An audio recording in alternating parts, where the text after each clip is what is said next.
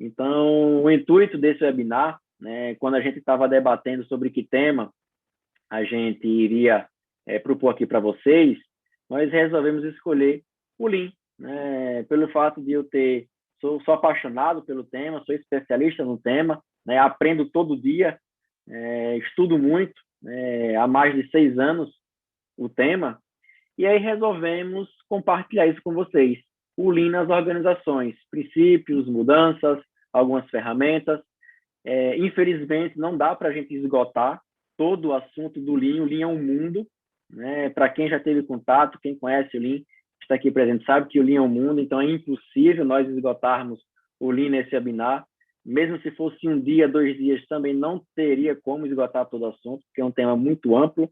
É um tema que eu digo que é simples e complexo ao mesmo tempo, certo? Porque envolve uma carga conceitual e comportamental muito grande. Então, quando a gente entra nessa seara do qualitativo, a gente acaba gerando algumas interpretações errôneas com o Lean. Mas não somente com o Lean, com vários outros conceitos, até com o próprio BPM, né? Nós temos muitos conceitos errôneos aí no mercado, então nós, como especialistas, nós como apaixonados pelo tema, é importante a gente estar sempre colocando todo mundo na mesma página, né? Disseminar as boas práticas. Então, esse foi o intuito de a gente estar iniciando esse tema. Bom, e aí eu vou iniciar aqui com um conceito e um pouco da história, de forma bem resumida, certo? Mas desde já a gente vai mostrar muita coisa conceitual, mas de uma forma leve, né, que não fica aquele conceito, né? Que é um conceito prático, é um conceito que nós vivemos no dia a dia, com certeza muitos de vocês vivem isso no dia a dia, tá bom? Outra coisa, pessoal, eu estou olhando aqui para o lado, porque como eu estou com 2 telas, uma eu estou olhando para vocês, vendo vocês, e eu estou vendo aqui a apresentação, tá bom? Mas é por causa disso aqui que eu estou olhando para o lado também. Então, vamos lá. Essa aqui é a linha do tempo do Lean. Então, eu tenho aqui, ó, em 1900, a gestão científica, com Taylor, né? Eu tenho também o estudo de movimentos da psicologia dos trabalhadores. Eu entro aqui na Primeira Guerra Mundial, onde dentro desse período eu tenho aqui o famoso Henry Ford, né, com o início da produção em série do Ford T.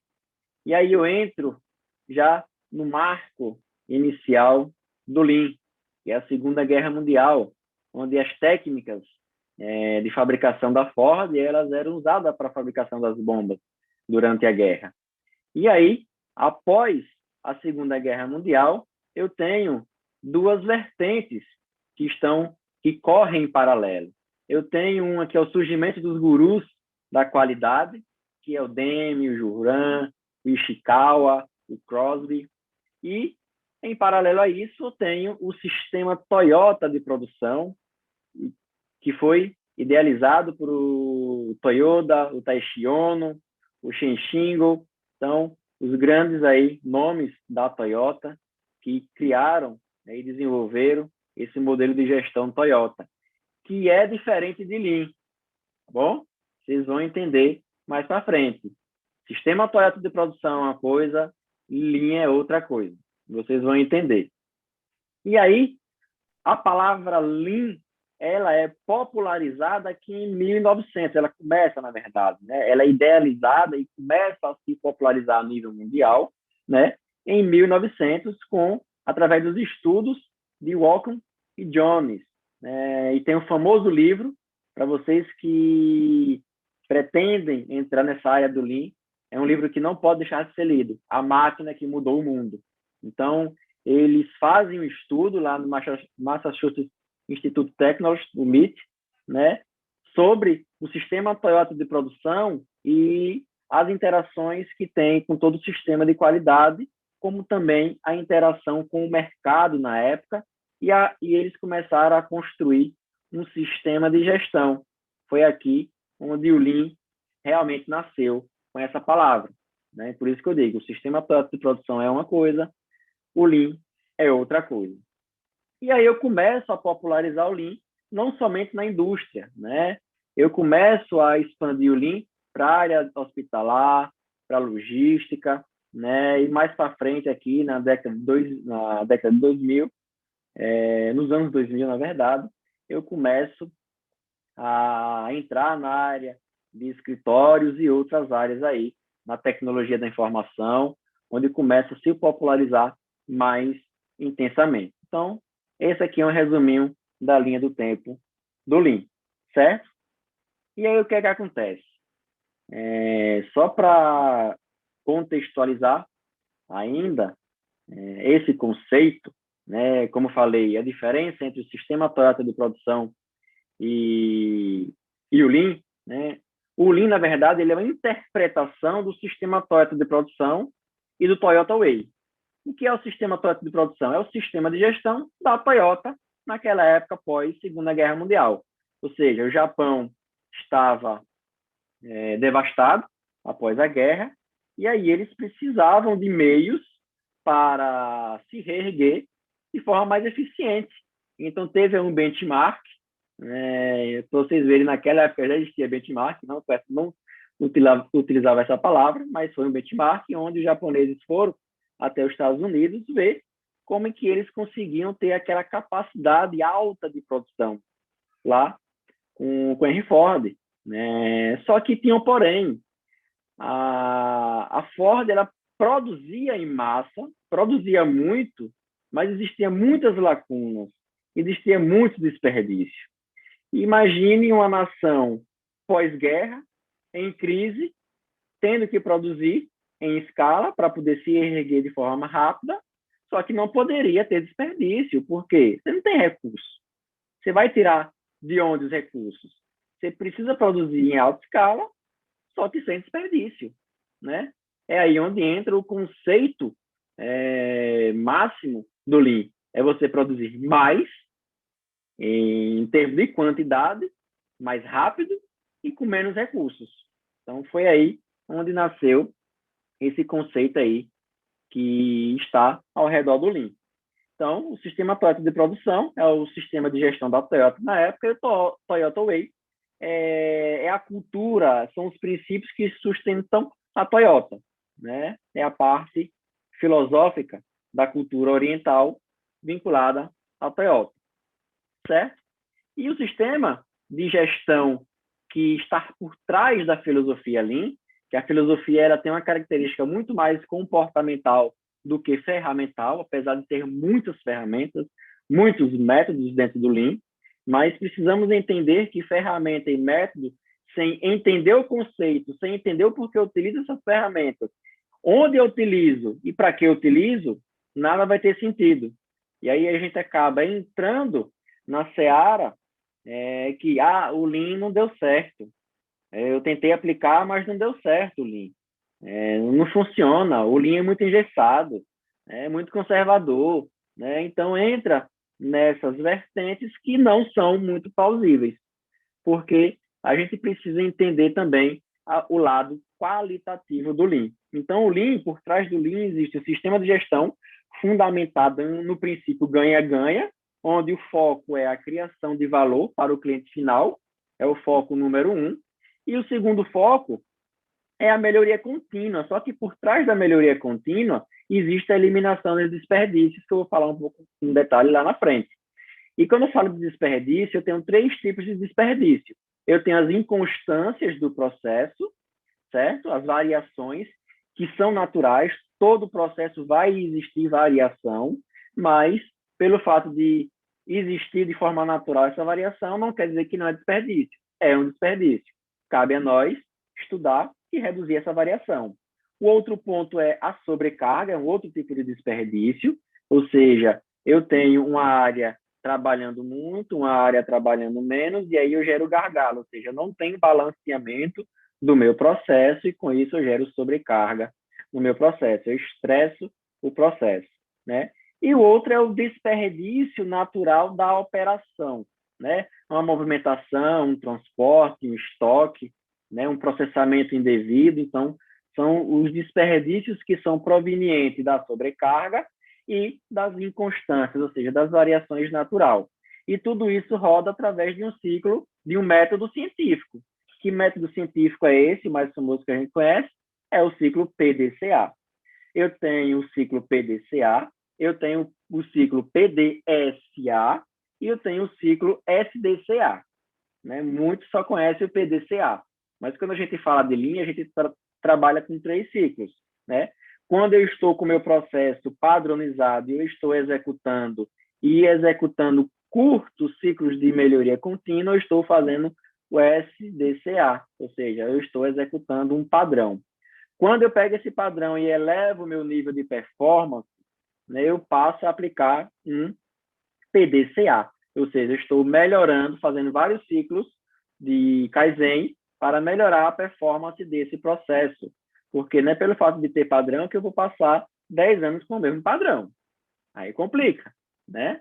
Por isso que muitas pessoas falam que o processo engessa a entrega. Claro, o processo engessa a entrega porque você quer manter o mesmo processo durante 5 anos. Não tem como, principalmente no mundo de hoje, volátil, incerto, complexo, ambíguo, né?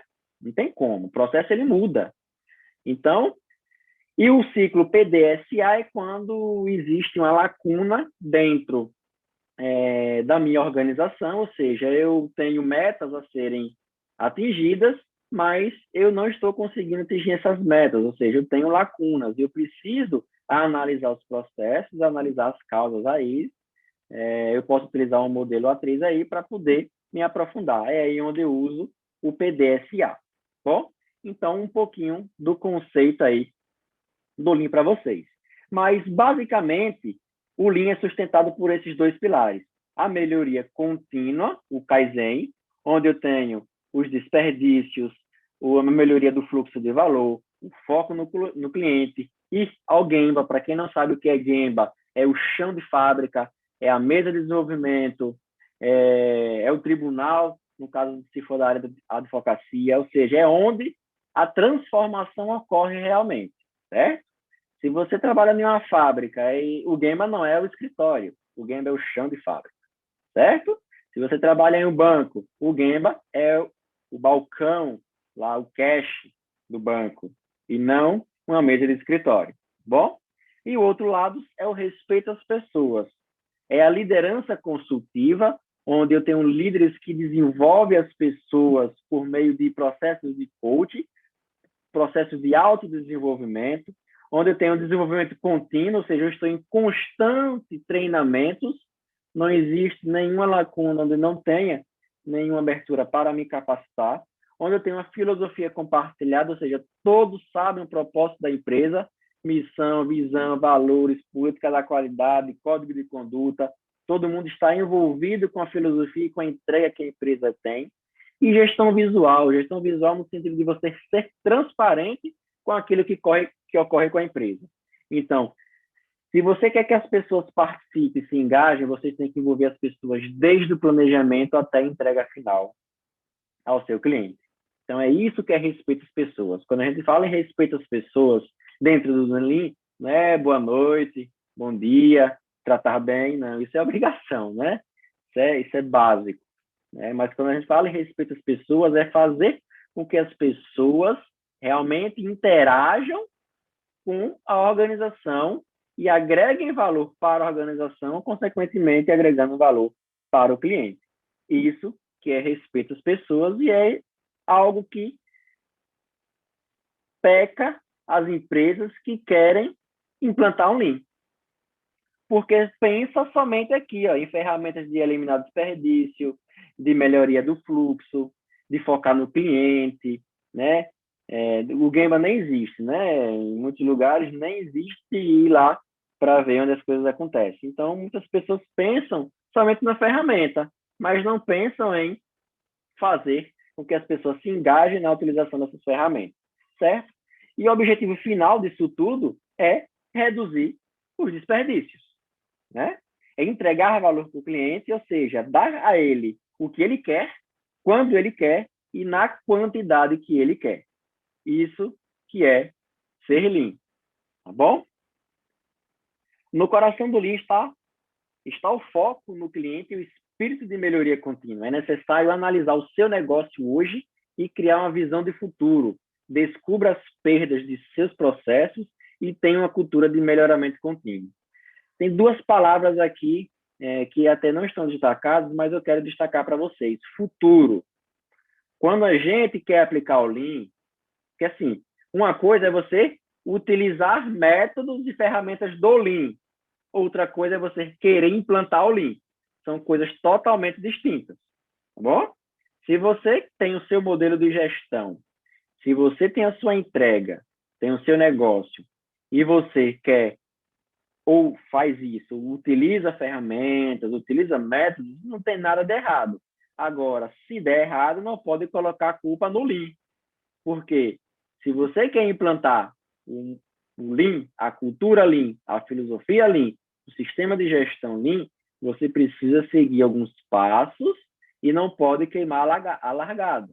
Tem que seguir alguns passos, porque isso vai fazer com que a sua empresa tenha consistência e sustentabilidade. Porque quem implanta Lean não pensa 1 ano, 2 anos, 3 anos. Pensa 30 anos, 50 anos. Então, você tem que pensar lá na frente. Isso aqui, pensar lá na frente, eu não estou falando de planejamento estratégico de 20, 30 anos, não, certo? Porque não existe isso. Eu estou falando em sustentabilidade da empresa, ou seja, prazo de validade da empresa. Tem empresas hoje que o negócio é formatado e existe tantas lacunas que a empresa passa a ter data de validade e não deveria ter data de validade, né? A empresa, ela é contínua, ela vai passar de geração para geração, de gestão para gestão, ela vai se adaptar ao longo do tempo, pode até mudar o seu modelo de negócio, mudar o seu produto devido às transformações de mercado, mas ela simplesmente não vai acabar por ser uma empresa que não é sustentável e não é concreta, tá bom? Aqui eu vou entrar em alguns princípios. A cultura de organização e os princípios que movem o comportamento das pessoas determinam o grau de desempenho, qualidade e sucesso de uma organização.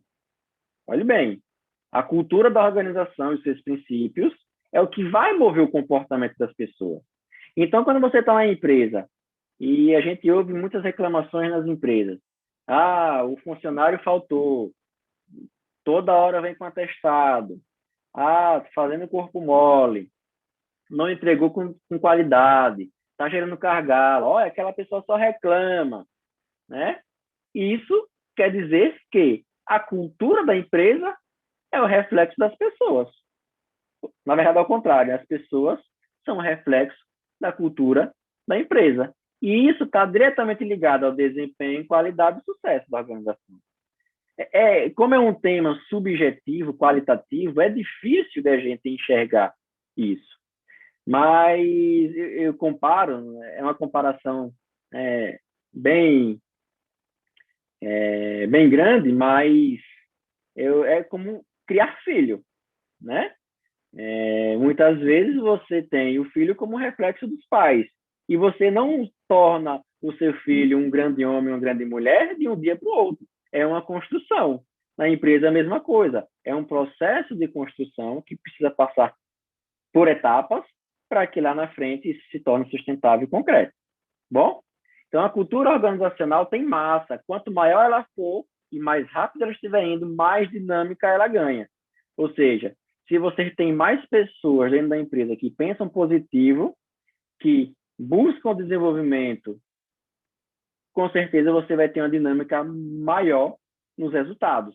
Mas se você tem uma empresa onde, com certeza, vocês já viveram isso, onde só algumas áreas, algumas pessoas têm essa mentalidade de melhoria, você acaba desmotivando, perdendo esses colaboradores, né? Você acaba onerando a sua operação, porque a massa cultural que pensa de um outro lado, ela é maior.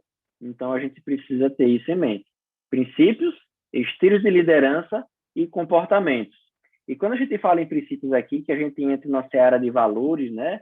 É comum a gente entrar nas empresas e ver lá, missão, visão, valores. Pra vocês terem ideia, a Toyota, ela só divulgou publicamente, visualmente, na verdade, em paredes, depois dos anos 2000, que ela começou a publicar visualmente qual era a missão, visão e os valores dela. Sabe por quê? Porque todos os colaboradores são envolvidos com a construção da missão, da visão e dos valores dela. Todos os colaboradores executam na prática isso. Não precisa ter um papel para eu ler, para eu poder executar, para eu saber quais são os valores.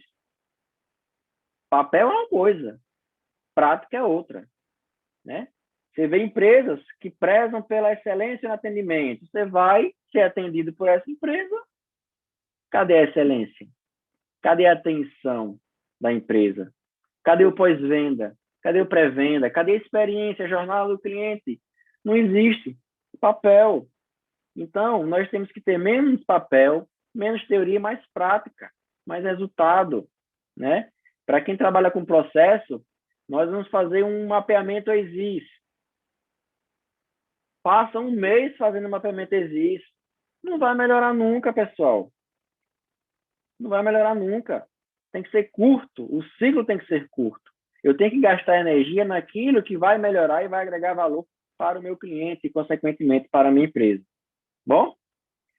Como em qualquer mudança, é pelo modo e frequência com que você muda o curso e como comunica essas mudanças que você tem, que você influenciará a resposta da organização. Então, eu quero implantar o Lean, eu quero implantar uma outra metodologia aqui na minha empresa. Mas como é que você comunica isso para os seus colaboradores? Qual é o engajamento deles? Eles participam dos treinamentos? Eles realmente estão engajados? Eles têm abertura em dar opinião para a melhoria nas empresas? Eles sabem o que está mudando? Eles sabem qual é o impacto que vai ter para a área dele? Eles sabem que aquele impacto para a área dele, que a princípio possa ser negativo, vai ser positivo para o cliente e, consequentemente, vai ser positivo para ele? Está claro isso?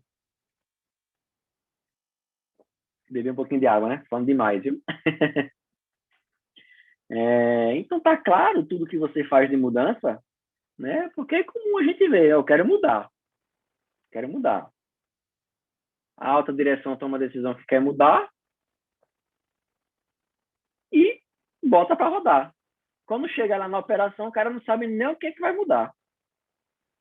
Executa de forma errada, aí a gestão quer que fala, fez errado. Mas fez errado por quê? Se existe ruído na comunicação, não está claro, não foi envolvido, não existe o cash ball, que a gente chama.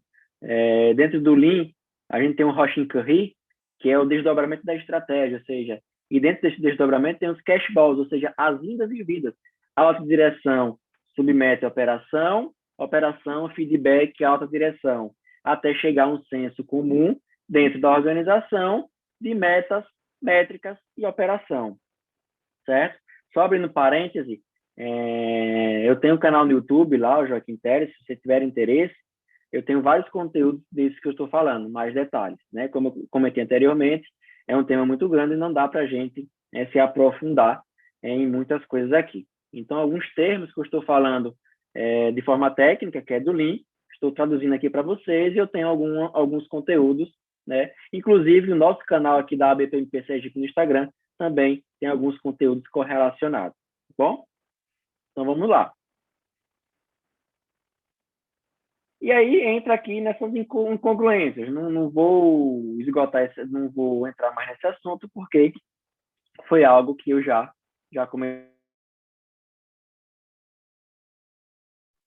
né? Que é a incongruência daquilo que você tem como missão, como visão, como valores, mas isso não é executado.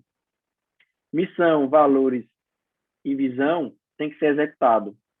A diferença da teoria e da prática é porque a teoria nunca foi praticada. Quando ela for praticada, vira prática, não é? Então, a gente precisa colocar em prática. Bom? Identificando o estado atual de uma organização. Então, para que eu possa implantar, para que eu possa ter clareza de quais dificuldades eu vou ter na implantação de uma metodologia, de uma filosofia, de um modelo de gestão, eu preciso diagnosticar a minha empresa. A cultura é como colocar um antiácido efervescente em um copo. Você não vê, mas de algum modo ele faz alguma coisa. Então você pensa que a cultura ela não vai sabotar aquilo que você tem como uma visão de melhoria. Mas a cultura ela vai sabotar. No final, eu vou mostrar um ciclo de implantação e vocês vão entender em que momento vocês devem remover as barreiras durante a implantação de um modelo de gestão, seja ele Lean ou não. Mas se for Lean, é obrigatório. Não tem como você passar por uma próxima etapa dentro de um modelo de excelência operacional sem você quebrar certas barreiras, principalmente os paradigmas, as resistências, que são muito comuns dentro das empresas. E aí eu tenho algumas perguntas-chave. Quais são os princípios e crenças oficialmente declarados da organização? Oficialmente declarados, que todos declaram, que está na boca de todo mundo e que todo mundo executa, certo? Não é papel, não. Quais comportamentos surgem em conjunto de crenças diferentes? O que é que eu tenho como comportamento que está contradizendo aquilo que eu tenho no papel? Faltas, atrasos, falta de engajamento, falta de visão, né? Quais são esses comportamentos? Descreva a relação entre os seus funcionários, gerentes e os demais, ou seja, como é que é a comunicação? Como é que é o clima organizacional lá, né? Como a organização lida com iniciativas, desculpa aí, está escrito errado, como a organização lida com as iniciativas de mudança no passado, né? E quão efetivas essas iniciativas têm sido? Quais os comportamentos que você tem hoje que apoiam o Lean? Dentro dos princípios que a gente comentou aqui, alguns, e que a gente vai comentar. Então, são questionamentos. Vocês vão ver que o que eu falo aqui para vocês tem muita reflexão. E dentro do Lean, você reflete muito. Você tem muitos momentos de reflexão. Então, não é você dar a resposta, mas sim você questionar para que todos se autodesenvolva e essa resposta seja construída. Porque senão você não desenvolve a empresa por meio das pessoas. E aí eu tenho que aplicar pesquisa de clima organizacional, fazer estudos de observação, enquetes eletrônicas, entrevistas, mapeamento ESIS, consultores de observação externa, ou seja, eu tenho que aplicar várias técnicas, vários métodos para poder ter esse diagnóstico e aí sim eu saber qual será o esforço que eu vou ter para essa implantação. Pessoal, só abrindo outro parêntese, eu vou mostrar alguns momentos práticos aqui também, tá bom? Eu trouxe alguns vídeos para vocês verem esses conceitos na prática, tá bom? Tem 3 empresas que eu trouxe aqui o conceito para vocês na prática. Não se preocupe que não é só falatório, teoria, não, tá bom? Por coincidência, vamos para o primeiro. Poder do Gemba, o Itaú. Então, vou compartilhar aqui com vocês. Deixa eu abrir aqui o vídeo.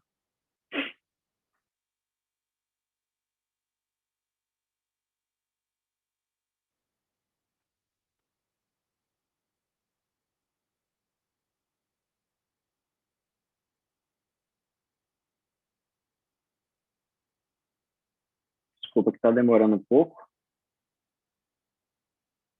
Mas ele já vai abrir aqui. Então, vocês vão ver, não só nesse exemplo que eu vou passar aqui para vocês, do poder do Gemba no Itaú, você vai ver na fala da gestão muitas coisas que nós já comentamos aqui, mas também vocês vão entender a lógica desses conceitos. É uma fala curta, certo? Mas que é rica em conteúdo. Deixa eu abrir aqui.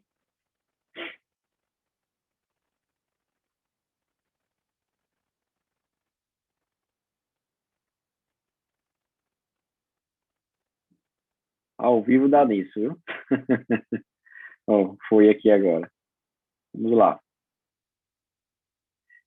Como são conteúdos públicos, então, caso vocês não consigam ouvir ou ver direitos, eu vou compartilhar também alguns links junto com o material que a gente vai passar para vocês, tá bom? Vamos lá.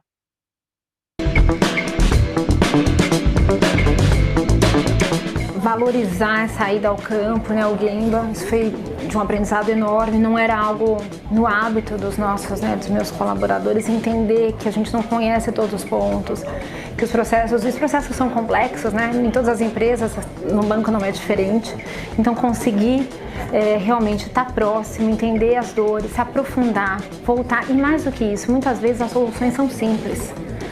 Desde que a gente investigue bem, saiba, entenda, alinhe com os que serão, enfim, afetados.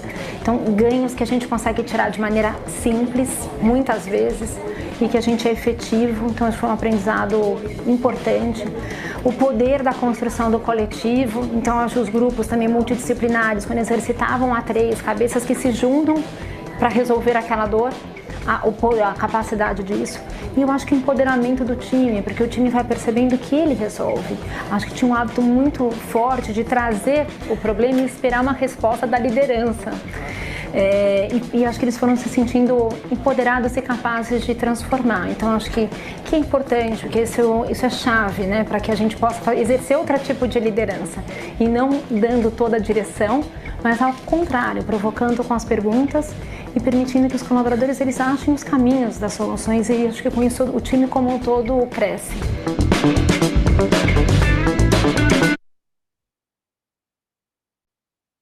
Então, vocês viram aí que ela comentou tudo que a gente também comentou aqui. É você ir ao Gemba, ver o que está acontecendo, é você ouvir as pessoas, é você dar a oportunidade às pessoas a participarem do processo de transformação. Muitas vezes, a solução é simples. O próprio operador, o próprio colaborador, o próprio desenvolvedor pode ter esse poder de decisão em melhorar o processo, mas ele não tem espaço para isso. Porque o modelo que a gente é acostumado é: eu sou colaborador, eu não posso tomar decisão. Eu tenho que levar para o meu superior para que ele decida e ele que se vire. Mas não é assim que funciona.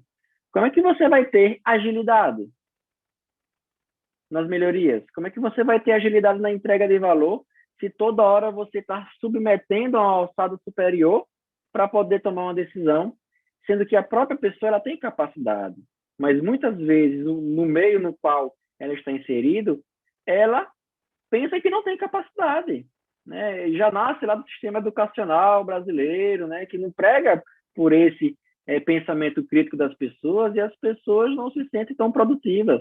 E aí toda hora tem que estar buscando alguém para poder estar se ancorando. Mas não, o poder do coletivo, né, o trabalho em grupo, o juntar ali, se reúne 5, 10 minutos, você já consegue sair com soluções. Vocês vão ver isso, e que eu vou mostrar um vídeo também para vocês sobre isso. Vocês vão ver que uma reunião de gerenciamento diário, ela não precisa ser de meia hora, 1 hora. Em 5 minutos, em 10 minutos, vocês conseguem falar sobre o que ocorreu, sobre o que pretende para o dia, e no final do turno, fazer uma retrospectiva para subsidiar o dia seguinte. E aí você segue isso em um rito contínuo e constante. E aí você passa a ter. Só que é como dieta, né? Eu quero emagrecer, quero começar a emagrecer, quero emagrecer 10 quilos até o final do ano, né? Não existe você passar uma semana fazendo dieta, uma semana comendo besteira, outra semana dieta. Como é que você vai emagrecer? Nunca. A cultura é a mesma coisa, o Lean é a mesma coisa, os métodos de gestão é a mesma coisa, tem que ter constância, né? Então, é isso que ela falou um pouquinho no vídeo. Vamos voltar aqui para a apresentação. E aí eu tenho 5 princípios do pensamento enxuto, né? O famoso pensamento Lean, o Lean Think, pensamento enxuto.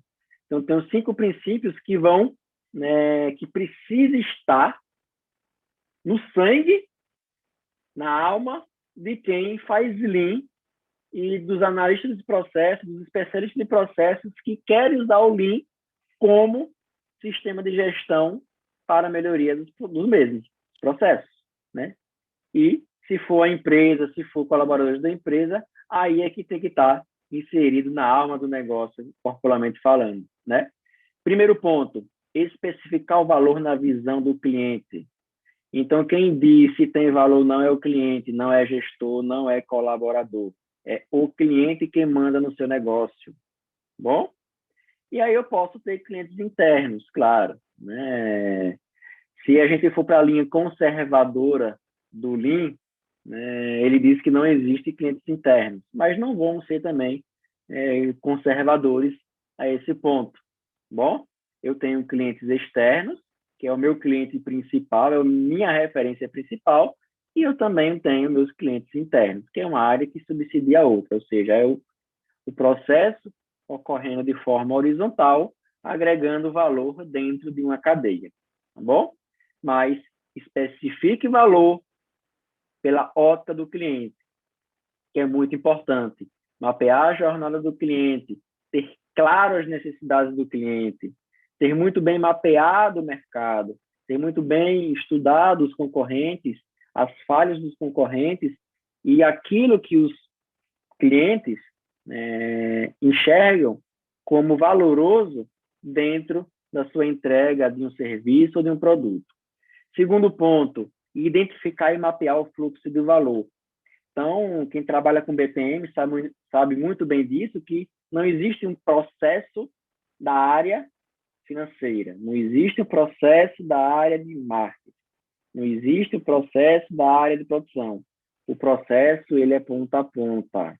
O processo, ele transpassa várias áreas. Mesmo que o coração do processo seja uma área específica, ele inicia em uma outra área, ele termina em uma outra área. Isso no Lean a gente chama de fluxo de valor. E o fluxo de valor ele precisa ser muito bem definido, porque senão você vai acabar melhorando microprocessos, subprocessos, e você não vai entregar valor. Por quê? Você precisa olhar primeiramente para o fluxo como um todo. Para olhar o fluxo como um todo, você vai segmentar esse fluxo, consequentemente, você vai entrar em processos e vai entrar em subprocessos. Essa é a lógica. Porque vamos lá. Vamos pegar um hospital. Pegar um fluxo de valor que é atendimento eletivo. Atendimento de urgência eletivo, ou seja, desde quando o paciente... De urgência eletivo, não, desculpa. Atendimento de urgência, certo? Desde quando o paciente entra lá na urgência, né?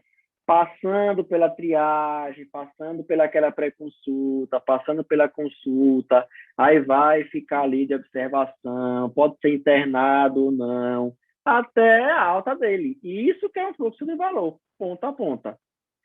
Aí eu tenho um problema na empresa que é, por exemplo, um alto índice de reclamação do cliente pelo tempo, né, que ele passou no hospital.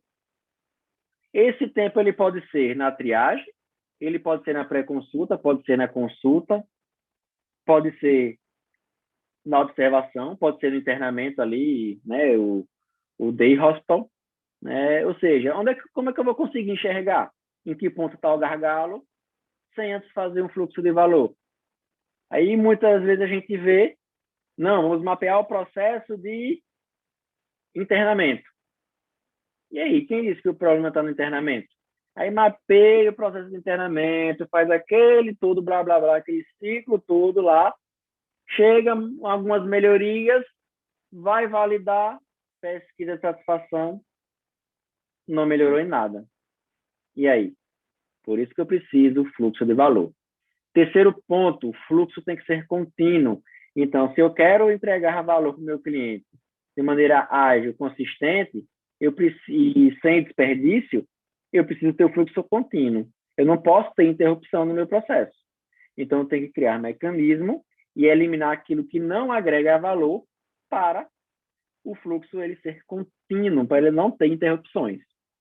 Quarto ponto, resposta à demanda do cliente como uma produção puxada, ou seja, eu só vou startar o meu processo quando o meu cliente solicitar.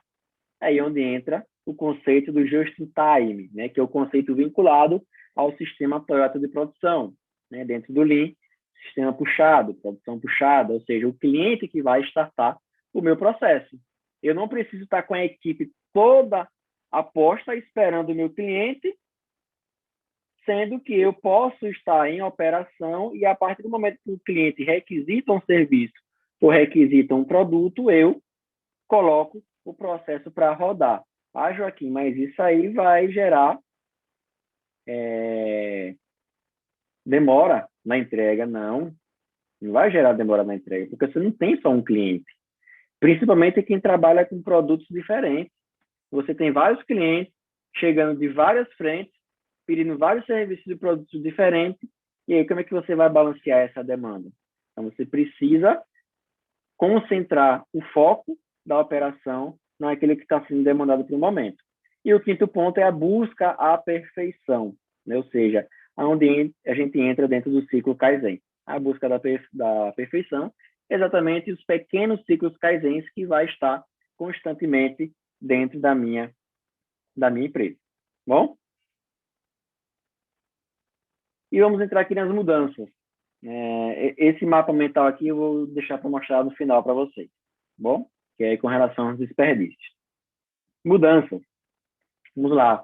Eu quero mudar minha empresa. Primeira coisa, qual é o conceito? A diferença entre mudança e melhoria. Muitos querem mudar, mas poucos querem melhorar. O foco tem que ser na melhoria.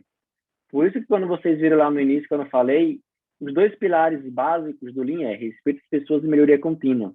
O foco é na melhoria, eu tenho que melhorar, aumentar o nível de performance todos os dias, 1%.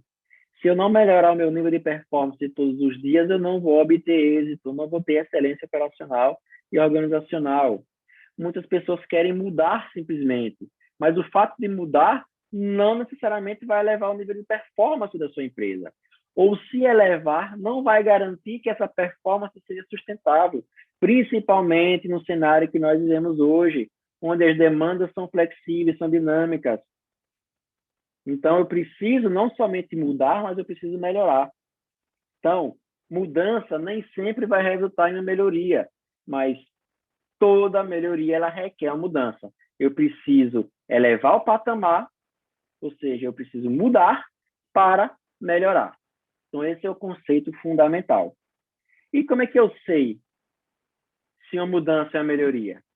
Temos nosso cenário lá atual, né? Um escritório lá bagunçado. E aí vamos implantar o famoso 5S, né? É comum, né? Vamos implantar o Lean na empresa. Por onde começa? Não, vamos implantar o 5S, deixar tudo organizado, tudo bonito. E aí, ou seja, o que aconteceu? Você mudou, né? Uma semana depois está assim, tudo organizado, tudo limpo, eu estou conseguindo desempenhar minhas atividades, né? Porque está mais claro, mais confortável, né? O ambiente está mais limpo. Mas bem, mas vamos lá. 2 semanas depois, está assim? Se tiver, ok. 3 semanas depois, 4 semanas depois, 5 semanas depois, 1 ano, 2 anos, 3 anos, está assim? Se tiver assim, realmente você melhorou. Realmente a mudança surtiu efeito e você está dentro de um ciclo de melhoria. Trouxe esse exemplo bem simples, só para vocês entenderem que a mudança, ela não é simplesmente, a melhoria não é simplesmente isso aqui é uma mudança, eu mudei, né? Mas quanto tempo eu vou sustentar essa mudança? Será que as pessoas não vão se cansar?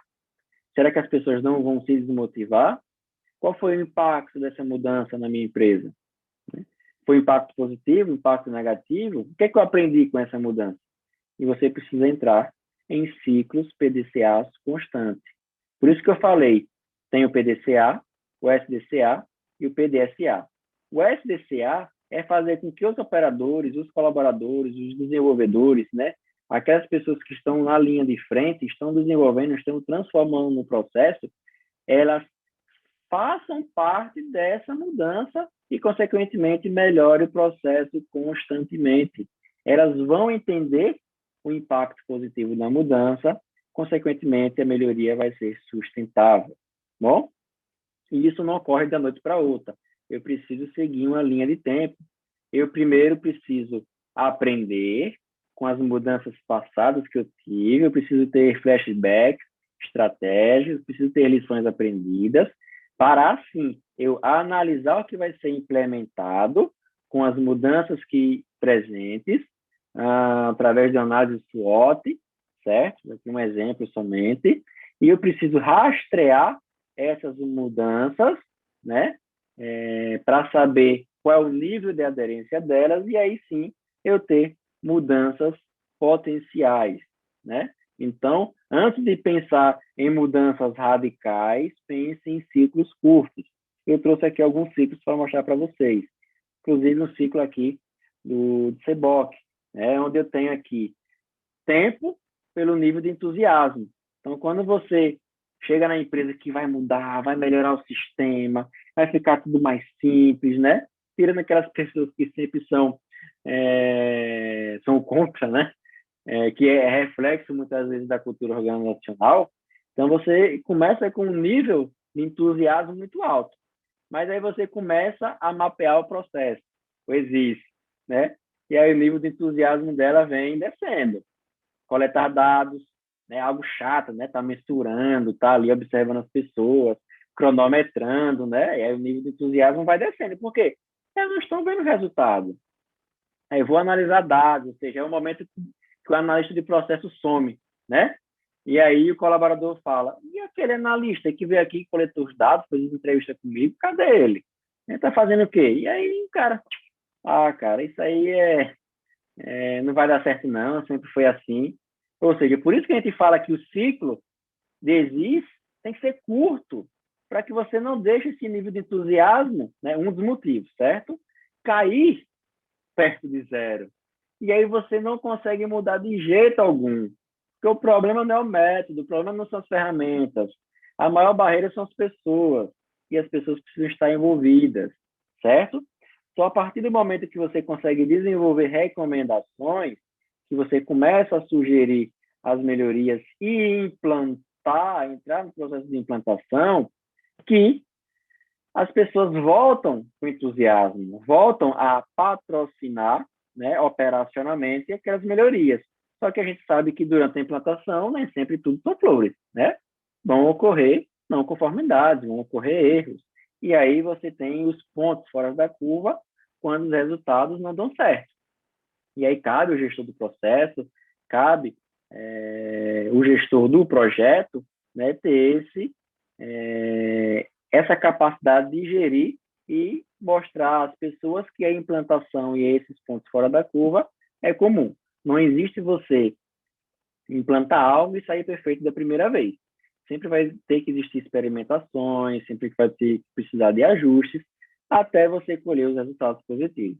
Então, esse é o ciclo que vai ocorrer. Queira ou não queira, vai ocorrer esse ciclo.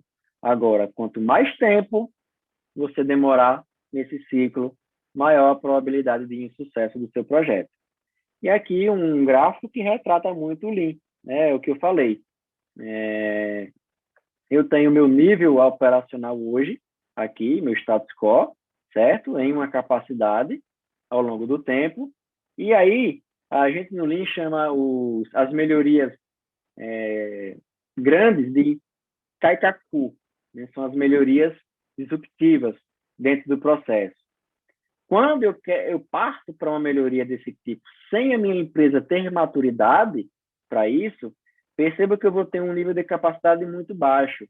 Se a empresa não tiver cacife, não só financeiro, mas intelectual, de gestão, para sustentar um nível baixo de capacidade, ela acaba entrando em ruptura. É aí o problema. Por isso que o caminho é você ter uma evolução Kaizen, ou seja, eu tenho ciclos curtos de queda de capacidade devido às implantações das melhorias, mas, em compensação, eu tenho um ganho após essa implantação dessas melhorias, certo? Então, eu tenho ciclos curtos, a minha evolução Kaizen, e aí eu consigo chegar em um novo patamar de processo. Todos os dias eu estou melhorando isso, bom? E aqui eu vou mostrar para vocês um outro vídeo, que é aplicando a mudança Lean, um vídeo da Magazine Luiza.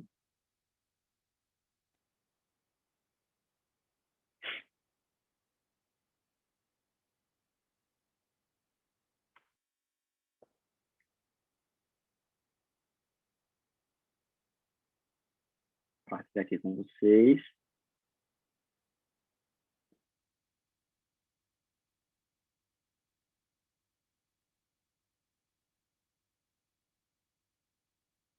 A gente deixa tudo organizado. Quando vai ser ao vivo, sempre engancha o negócio. Tá vendo? Mapa não é terreno, né? Planejar é uma coisa, na vida real é outra.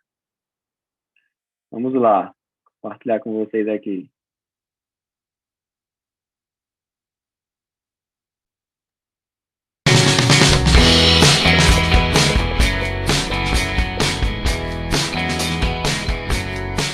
O principal aprendizado que nós tivemos aqui com o Lean é sair do escritório. O que nós aprendemos é que a partir do momento que a gente vá para a operação no Gemba, né, entender o que a pessoa faz, o que o operador faz, o que a pessoa que embala executa, e aprender com eles como que seria melhor e canalizar essas ideias, né, de forma positiva, isso volta muito. Porque a gente trabalhava no modelo tradicional de mapeamento de processo. Então a gente fazia todo o mapeamento de processo no escritório, né, identificava as melhorias e implementava na operação. Sem estar indo lá no Gemba, né, onde as coisas de fato acontecem, e sem ouvir as pessoas que de fato executam o processo. Antigamente vinham muito para a operação o seguinte, antes do conceito Lean, temos isso aqui, vamos fazer, e eles não participavam da operação. Com a chegada do Lean, a gente passou a fazer todo esse processo de mapeamento e melhoria de processo junto com a operação, com as pessoas que de fato executam as atividades, conhecem os problemas na causa raiz e conseguem as melhores soluções. Então, quando a gente fala, vamos fazer um Kaizen, eu tenho a segurança que eu estou com todo mundo envolvido e eu tenho uma certeza que eu vou sair dali com a solução. Então, assim, eu demoro muito hoje para resolver, eu falo Kaizen, eu sinto todo mundo mais engajado, mais empenhado e todo mundo quer no final das 2 semanas ter um resultado. Então, a gente acaba conseguindo muita coisa com isso também. E isso com o engajamento dos operadores, com todo mundo participando do processo Lean, mexendo em layout, mexendo na produtividade, eles mesmos se desafiando dentro do processo, demos abertura para eles poderem participar. Então, eles participaram, mexeram, a ideia vinha de manhã e à tarde já mexia, testava, fazia um stress test, já ajeitava, daqui a pouco no outro dia já estava rodando e funcionando, então com o engajamento de todos os colaboradores.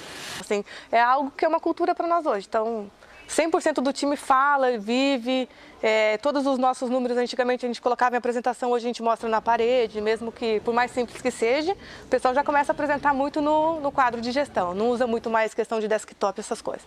Eu pude perceber nas pessoas que elas não têm mais medo de falar sobre problemas, né? Elas não têm medo de esconder os problemas, mas sim, através do Kaizen, tratar dos problemas, né? E tentar descobrir não os culpados, mas sim, né, as soluções para os problemas.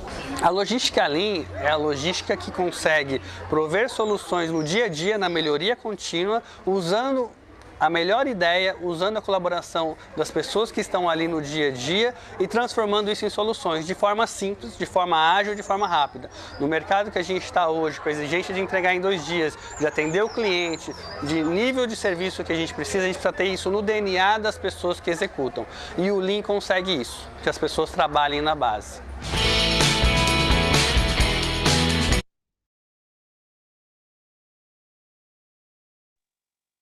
Eu acho que o próprio vídeo já diz tudo, né?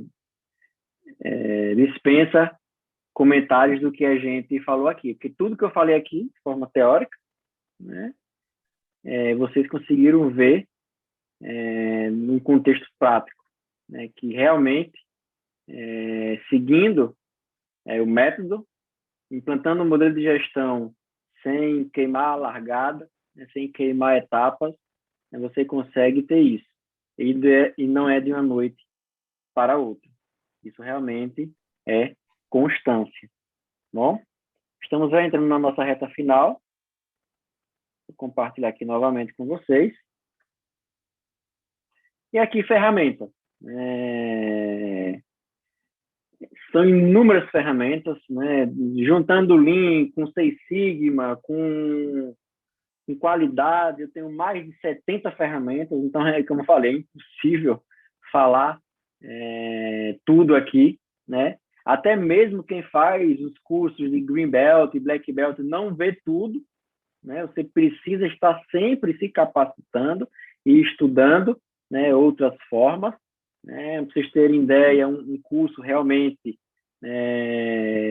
rico, do Lean Six Sigma, né, tem no mínimo 120 horas, né? Teoria e prática, com projetos, né? Não existe só teoria, né? Não existe só prova, você tem que ter a prática, realmente, daquilo.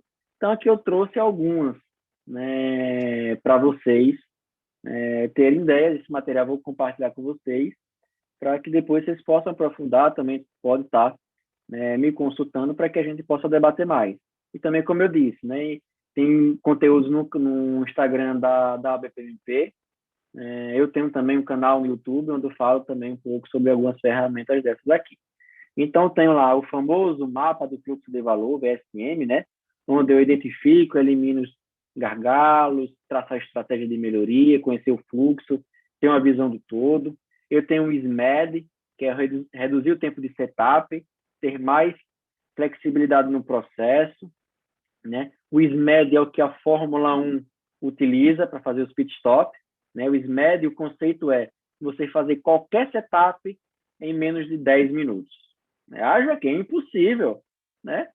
Trocar 4 rodas de um carro e abastecer, né, era impossível também, né? E hoje você faz isso em menos de 2 segundos, né? É uma coisa que um mestre meu comentou. Tudo depende do apetite e investimento que você vai ter e da complexidade e do nível de maturidade, de excelência que você tem. Só depende disso. Porque é possível, sim, você fazer qualquer setup. Setup, como eu falo, não é só de máquina, não. Bom? É de sistema, de pessoas, né, de máquinas. Então, setup é toda a troca que existe entre um processo e outro, né, ou dentro do processo, para a entrega de valor para o cliente. Bom? Kanban, o famoso Kanban aí, muita gente conhece o Kanban, né, principalmente na gestão de projetos, né, mas o Kanban nasceu na indústria, né? Pra vocês terem ideia, o Kanban nasceu em 1860, em fábricas de TA, então não é algo novo, né? O Kanban é mais velho do que vocês pensam. Então, operacionalizar a produção puxada, ou seja, eu puxar os meus projetos, minhas atividades, né? Eu coordenar as atividades complexas de maneira simples, né? É o Trello, que vocês conhecem, né? O Kanban, ou seja, eu consigo, de uma forma intuitiva, né, e de gestão à vista, fazer com que as atividades elas sejam executadas. E tem a folha 3, né, para a resolução de problemas, né? Fomentar a análise no Gemba, nortear com o método de grupos de Kaizen. Eu tenho o EJUCA, que eu melhoro o planejamento da produção, ou seja, eu estou nivelando a minha produção. Produção, quando eu falo aqui, pode ser de bem e serviço, tá bom? Não é produção industrial somente. O famoso 5S também, que eu elimino a desperdício de movimentação, ganho tempo no ciclo, e evito problemas decorrentes de desorganização, né? Eu tenho também o Andon, que é eu criar uma cultura de fazer certo da primeira vez, eu forçar as análises no chão de fábrica, mesa de análise, mesa de desenvolvimento, ou seja, onde as coisas acontecem, onde o processo é transformado, ou seja, eu transfiro a capacidade de tomar a decisão para os operadores, desenvolvedores, etc. Eu tenho o Gemba Walk, onde eu trato as anomalias onde o processo está ocorrendo, eu engajo a liderança na melhoria contínua, eu nivelo o conhecimento dentro da organização. Eu tenho os handles.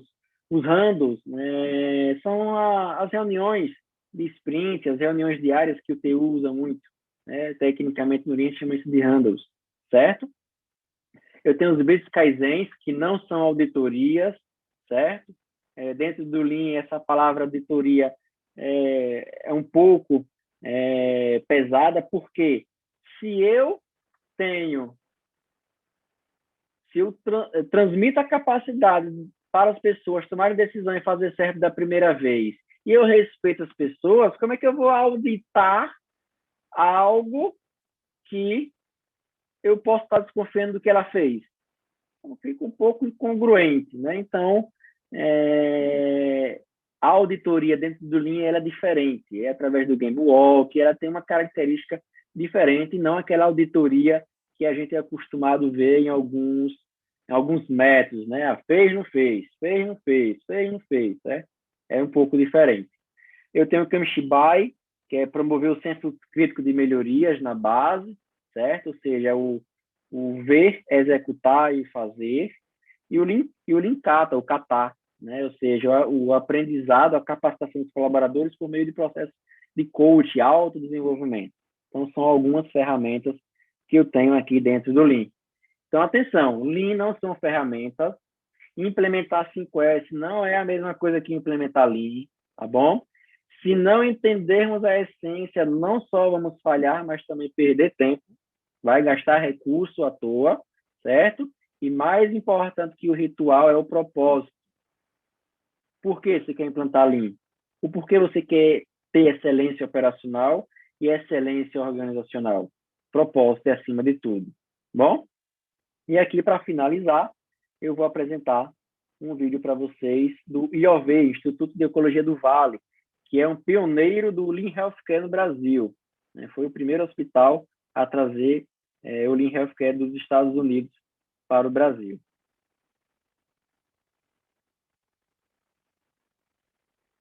Vamos lá.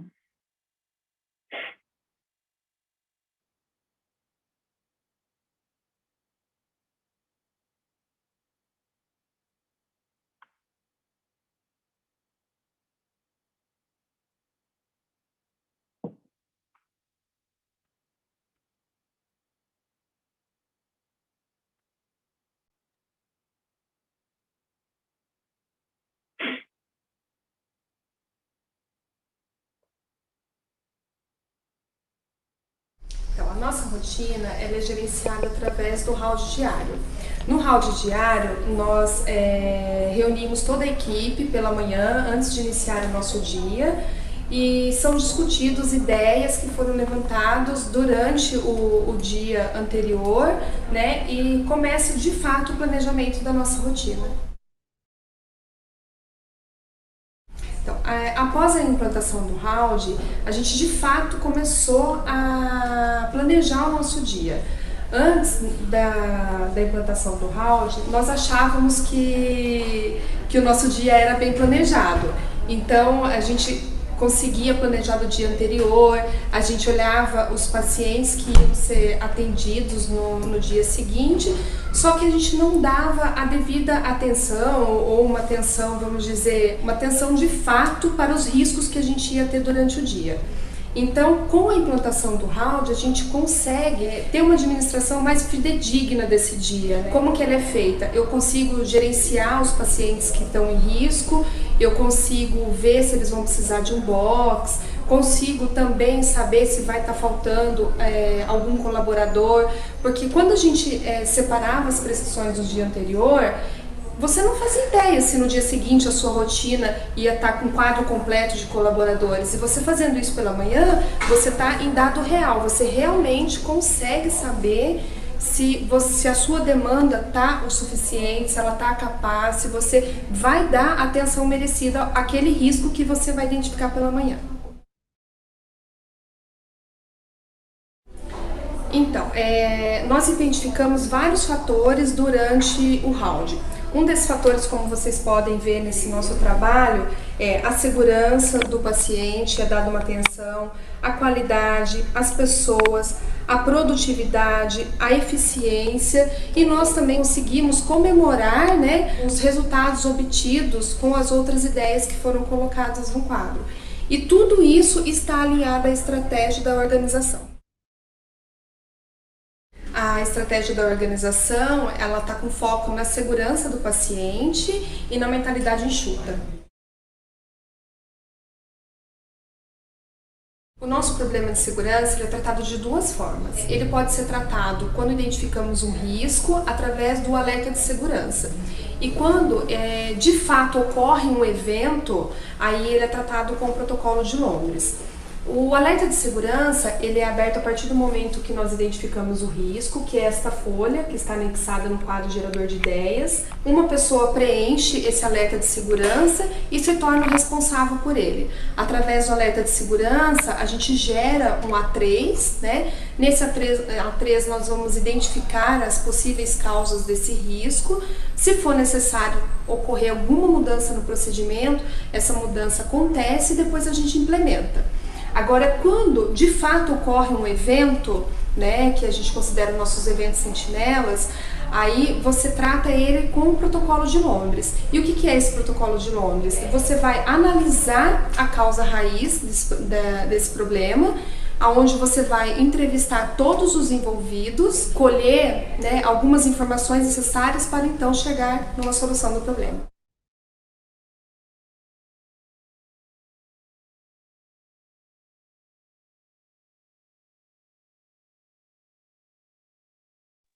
Opa, então tá aí, pessoal. Ela falou como é que eles utilizam algumas ferramentas que nós acabamos de comentar aqui. Ela falou sobre rounds. Os rounds são os handles dele. Eles chamam de rounds lá, certo? Eles falaram de SMED, não sei se vocês perceberam, eles falaram de folha 3, eles falaram de EJUC, ou seja, o nivelamento das pessoas, das demandas no dia a dia. Ela falou de Gamble Walk, ou seja, as visitas que tem diariamente, certo? Falou dos handles, e falou do... não, só falou desses aqui. Então, tudo que a gente viu aqui, alguma parte, ela falou aí como é que ocorre na prática dentro do hospital. Bom? E aqui, para finalizar, eu deixo esses 8 passos, né? 8 passos de Korta. E Korta é um dos grandes autores aí de gestão da mudança, e ele tem algumas etapas para implantar as mudanças dentro das empresas. Então, primeiro você cria a urgência, ou seja, qual o propósito, né? O porquê eu devo implantar o Lean, o porquê eu devo ter excelência operacional, ou seja, criar senso de urgência naquilo que eu vou fazer. Formar um comitê, uma equipe que vai ser os facilitadores e os patrocinadores de todo o processo, como também subsidiar as pessoas com ferramentas, com métodos, né, dando o apoio que todas as pessoas precisam dentro de um processo de gestão de mudança. Em seguida, eu vou criar uma visão, ou seja, eu vou estabelecer metas a curto, médio e longo prazo, né? Eu vou comunicar essa visão para que fique claro para todos qual a importância de cada um dentro desse processo. Eu vou remover as barreiras, né, que são já esperadas dentro de todo o processo de mudança. Eu preciso ter vitórias a curto prazo, senão as pessoas desmotivam. Imagine, eu tenho um projeto de 1 ano, então vou comemorar daqui 1 ano. No meio do caminho, se tem desmotivação, ninguém engaja. Então, você precisa trabalhar com sprints curtas, né, com entregas, e essas entregas curtas já precisam ser comemoradas, né? Construir através dessas pequenas vitórias, através dessas pequenas entregas, você vai ajustando o processo, vai ajustando o serviço, vai ajustando o produto, e aí sim você chega no ponto de institucionalizar aquilo que você construiu. Então, esse é um ciclo de gestão de mudança que é totalmente aplicado dentro do Lean. Bom? E aqui, pessoal, deixo o meu muito obrigado